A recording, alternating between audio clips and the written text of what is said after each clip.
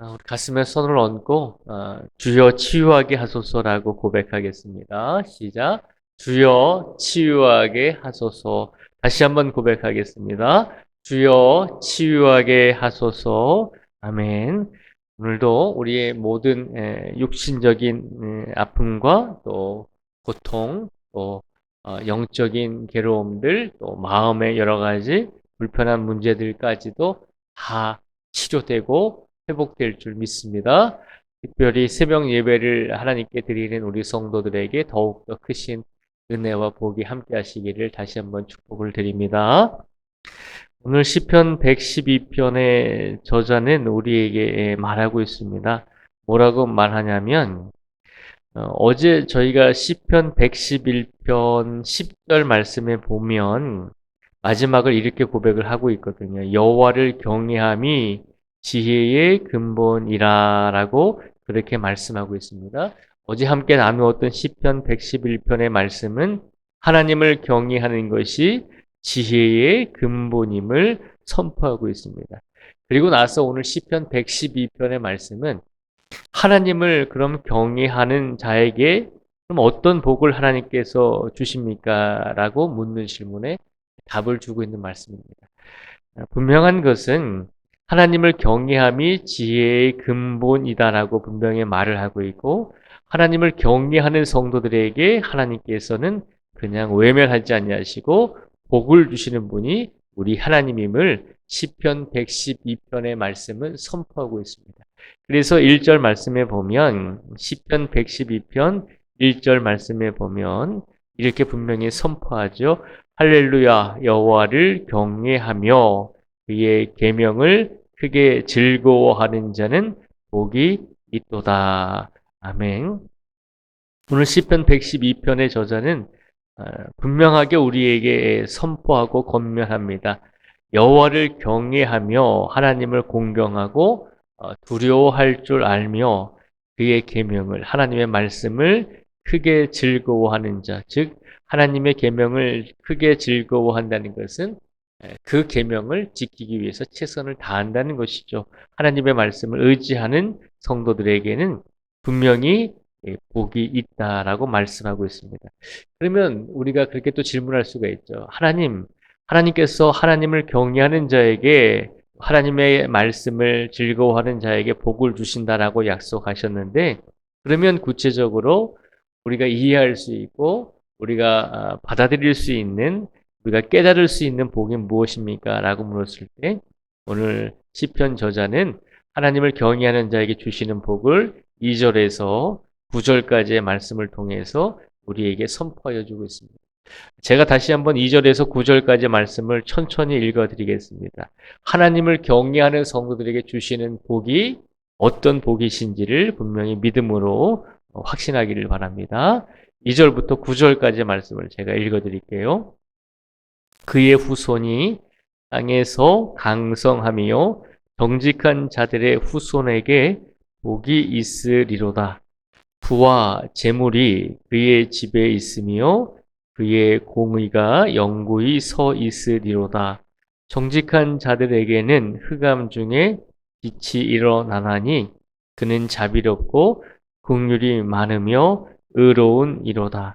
은혜를 베풀며 구워주는 자는 잘 되나니 그 일을 정의로 행하리로다. 그는 영원히 흔들리지 아니하며 의인은 영원히 기억되리로다. 그는 흉한 소문을 두려워하지 아니하며 여호와를 의뢰하고 그의 마음을 굳게 정하였도다. 그의 마음이 견고하여 두려워하지 아니할 것이라 그의 대적들이 받는 보응을 마침내 보리로다. 그가 재물을 흩어 빈궁한 자들에게 주었으니 그의 의가 영구히 있고 그의 뿔이 영광 중에 들리리로다. 아멘. 2절에서 9절까지 말씀해 보면 하나님을 경외하는 자들에게 주시는 복을 선포하고 있습니다. 그런데 우리가 하나님께 그렇게 또 질문할 수가 있잖아요. 하나님, 우리가 하나님께 영광을 돌리고 하나님을 경외하고 하나님의 말씀을 즐거워하면서 최선을 다해 살았습니다. 그런데 가만히 세상을 보니까 하나님의 말씀대로 이루어지지 않는 것처럼 보일 때가 있습니다. 왜냐하면 악인이 잘 되고 악인이 형통하고 악인이 의인들을 하나님을 믿고 하나님을 경외하는 자들보다 더 잘 먹고 잘 사는 것을 볼 때가 있지 않습니까? 라고 그렇게 하나님께 질문할 수가 있습니다. 근데 가만히 생각해 보면 그렇게 질문하는 그 자체가 우리가 한편으로 하나님 중심으로 우리가 하나님을 의지하면서 생각하는 것이 아니라 그렇게 질문하고 그렇게 생각하는 그 자체가 하나님 중심이 아니라 인간 중심적인 관점에서 생각하는 것임을 우리는 기억하게 됩니다. 우리가 100세 시대라고 말하지만 100세를 모든 사람들이 다 100세를 평균적으로 넘기시는 거는 좀 드물잖아요. 그러면 우리가 100세를 거의 살지 못하니까 그렇게 생각해 보면 우리가 살아가는 관점에서는 우리의 인생이 전부인 것처럼 느껴지잖아요. 그런데 하나님의 관점에서 보면 우리의 인생, 100년 정도 살아가는 그 인생이 전체적인 시간의 관점에서 보면 얼마나 큰 비중을 차지할까요? 시간의 관점에서 보면 우리가 살아가는 인생, 이 100년 되는 이 시간은 그냥 작은 전보다도 더 작은 눈에 보이지도 않는 아주 그런 전체적인 시간 속에서 한 부분에 불과하잖아요. 그러니까 우리는 우리의 인생의 관점을 보고 우리 인생만 바라보면서 하나님이 불공정하시고 하나님이 약속을 지키지 않으시는 것처럼 그렇게 이해가 되어질 때가 분명히 있거든요. 왜냐하면 우리는 우리 인생만 보게 되잖아요. 근데 성경을 보면 하나님께서 그런 말씀을 하시잖아요. 하나님께는 하루가 천년 같고 천년이 하루 같으신 분임을 선포하고 있잖아요. 그러면 그 말씀을 예를 들어서 생각해 보면 하나님의 입장에서는 하루가 천년 같고 천년을 하루같이 여기시는 분이니까 우리가 살아가는 이 100년 미만의 시간이 하나님의 관점에서 보면 그렇게 많은 시간 중에 아주 작고 작은 시간에 불과하다는 것이죠. 그러니까 하나님의 전체적인 시간의 관점에서 보면 이 인류 모든 역사는 악인이 잘 되고 악인이 형통하고 악인이 잘 먹고 잘 사는 것처럼 우리는 그렇게 느껴지지만 그러나 하나님께서 주관하시고 하나님께서 이끌어 오신 이 모든 인류의 역사를 시간을 되돌아보면 하나님의 관점에서 보면 분명히 하나님께서는 악인과 의인의 길을 분명히 나뉘시고 하나님께서 약속하신 대로 하나님을 공경하고 하나님을 경외한 모든 성도들에게 하나님의 말씀을 크게 즐거워하는 성도들에게 하나님께서 약속하신 대로 그 복을 분명히 주고 계시다는 사실입니다. 그러니까 오늘 말씀을 통해서 우리가 기억하셔야 될 것은 우리가 인생을 바라볼 때 성경의 말씀을 바라볼 때 우리 관점으로 우리가 살아온 인생의 경험만 놓고 성경을 바라보면 하나님의 말씀이 이루어지지 않는 것처럼 보일 때가 있거든요. 그런데 성경 말씀을 읽고 이 말씀을 묵상할 때 우리의 관점이 아니라 하나님의 관점에서 하나님의 시각에서 하나님의 입장에서 이 말씀을 우리가 바라볼 수 있어야 한다는 것입니다. 그래서 우리의 입장이 아니라 하나님께서 이 세상을 창조하시고 지금까지 이끌어오신 모든 역사의 과정 속에서 크게 생각해 보면 분명히 하나님께서 약속하신 대로 하나님을 경외하는 자에게는 하나님께서 분명히 복을 주고 계신다는 것을 우리는 다시 한번 깨닫게 된다는 것이죠. 그래서 하나님께서 분명히 말씀하시죠. 2절에서 9절까지의 말씀을 통해서 우리에게 복을 주신다라고 하나님을 경외하는 자에게는 분명히 하나님께서 복을 주신다라고 약속을 하셨다는 것이죠. 그래서 8절과 9절 말씀을 제가 다시 한번 읽어드리면 8절과 9절 말씀을 다시 한번 읽어드리면요. 그의 마음이 견고하여 두려워하지 아니할 것이라. 그의 대적들이 받는 보응을 마침내 보리로다.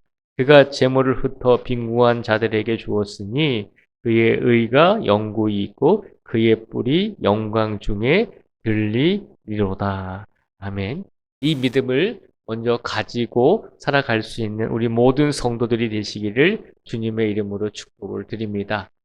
하나님의 말씀은 약속하신 대로 이루어지지 않는 것이 아니라 하나님의 관점에서, 하나님의 시각에서 이 세상을 바라보면 분명히 이 세상은 하나님을 경외하는 성도들에게 하나님께서 약속하신 대로 오늘날에도 복을 주시고 은혜를 주시고 하나님의 사랑을 베풀어 주고 계신다는 것입니다.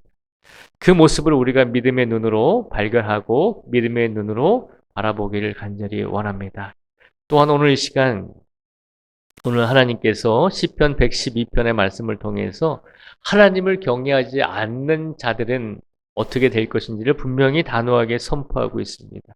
10절 말씀에 보면요. 악인은 이를 보고 한탄하여 이를 갈면서 소멸되리니 악인들의 욕망은 사라지리로다.